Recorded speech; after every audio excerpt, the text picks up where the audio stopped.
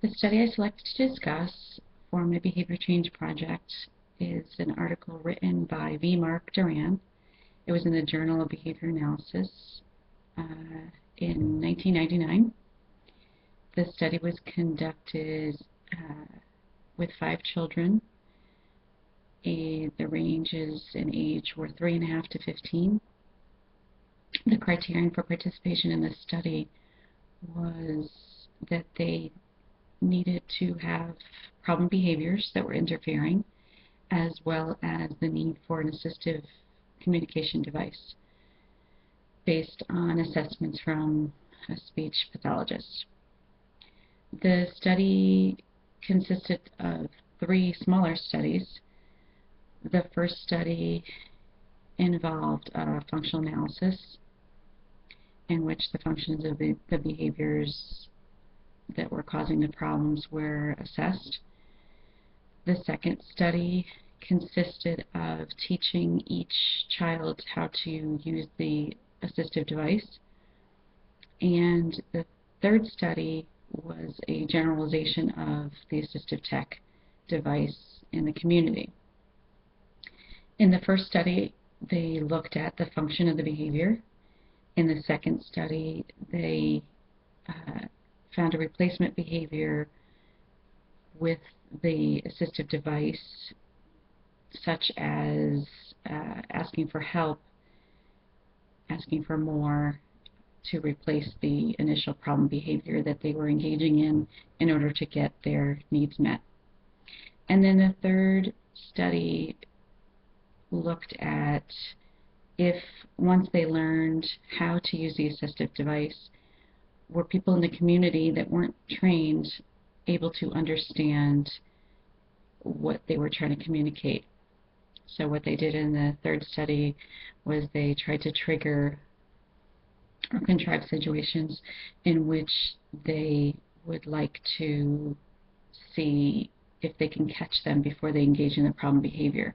So they would trigger an incident where they would get upset, and then they would prompt them to use their device, and then they would see if people in the community would pick up on what they were trying to communicate before they got to the point where they were engaging in the problem behavior. Across all 3 studies, it was very successful. The 5 children all learned how to use the devices. There was a decrease in problem behavior across all 3 children. There was an increase in the use of the assistive device across the board. And when they got to the third study, it was very clear that people in the community were able to understand what they were trying to communicate.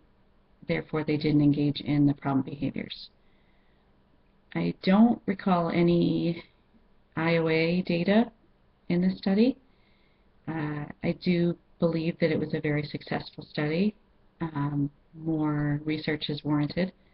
I think that what they did was just determine that functional communication training works across the board. It's the most highly researched treatment, and other treatments didn't work for these individuals prior to now, and probably because they didn't have an appropriate means to communicate, and the assistive devices were put in place, and then the replacement behaviors became appropriate.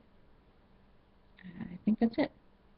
It was a good study. It worked for my behavior change project because I'm looking at a child, or well, she's not really a child, that doesn't have language due to her seizure disorder. She does not use an assistive device. We actually have tried multiple devices, but in her case she's going to use a communication system called the POD, which I've discussed before. And this is not an output device. It's interacting with another person. It's a communication intent. It's a communication partner assisted kind of communication device or book. But I think it was a good study, and it kind of helped me to understand how functional communication training could work, and it helped me understand that given my situation in learning this whole pod system for my client, I think that the fact that this took 3 studies and 1 larger study to get them to the point where they were functional in their interaction and decrease in problem behavior shows me that the fact that this is taking a long time is not so bad. I don't know why my screen just went black, but anyway, thank you.